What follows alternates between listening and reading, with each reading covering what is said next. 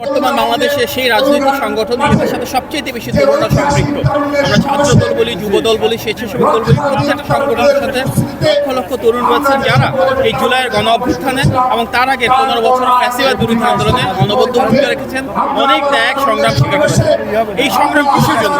এমন একটা বাংলাদেশ প্রতিষ্ঠার জন্য যেখানে গণমানুষের ভোটের অধিকার থাকবে, মানবাধিকার থাকবে, বাক স্বাধীনতা থাকবে, আইনের অনুশাসন থাকবে, অন্তর্ভুক্তিমূলক উন্নয়নের মাধ্যমে সব শ্রেণীর পেশার মানুষের ভাগ্যের পরিবর্তন করবে।